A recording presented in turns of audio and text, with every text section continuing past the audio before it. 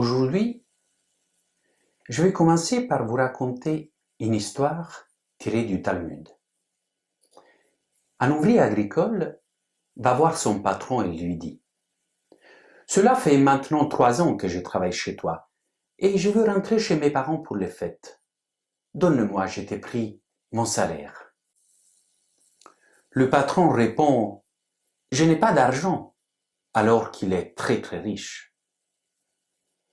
Peux-tu alors me donner quelques bêtes de ton troupeau? Ce n'est pas possible, alors que ces troupeaux sont prospères. Est-ce que pourrais-tu me donner quelques objets pour me payer, des coussins ou des couvertures? Je ne peux pas.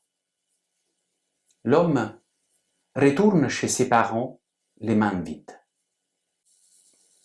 Après les fêtes, il voit son patron venir à sa rencontre avec tout l'argent qu'il lui doit, plus 3 ânes chargés l'un de nourriture, l'autre de vin et le troisième de fruits.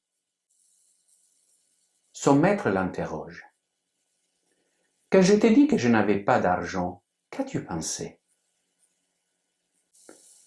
Que tu avais eu une bonne occasion et que tu avais investi toutes tes liquidités? » Exact. Et quand je t'ai refusé des bêtes de mon troupeau, j'ai pensé que tu ne pouvais pas me les donner parce que tu les avais consacrées à Dieu. Tu as raison. Et pour mes biens, j'ai pensé que tu avais fait le vœu de ne pas profiter de tes richesses pendant un temps de ta vie. Tu as vu juste. De la même façon que tu m'as jugé positivement, Dieu te jugera positivement.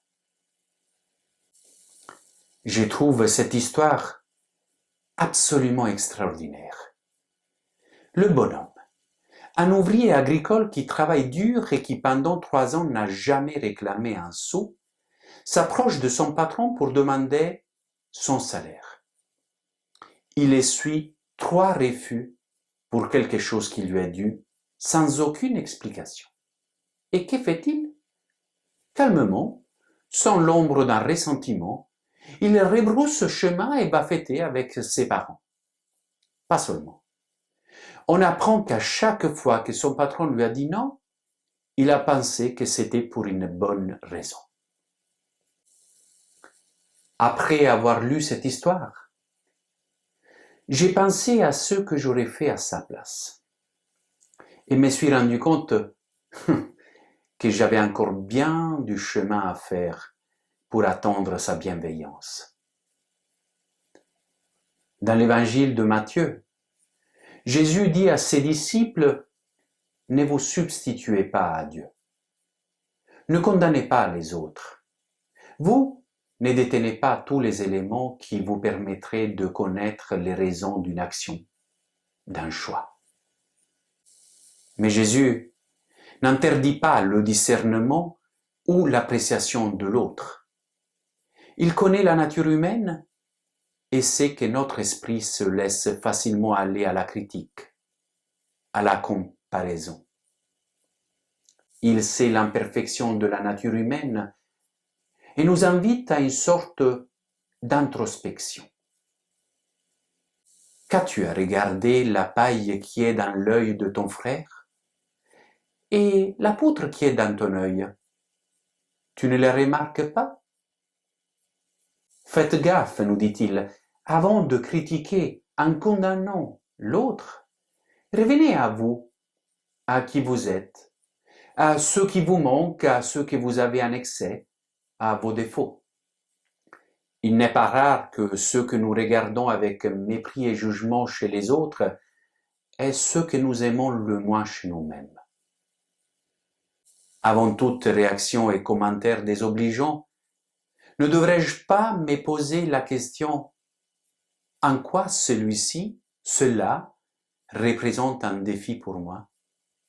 Quelles autres raisons me pousseraient à être critique à son égard?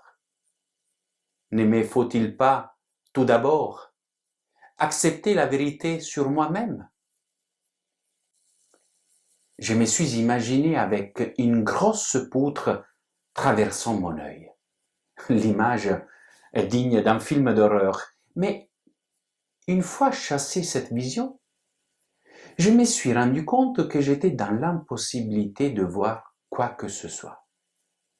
Alors, j'ai décidé d'ôter la poutre de mon œil. J'ai commencé à me poser des questions, à faire la part des choses, à réfléchir avec discernement et de façon constructive.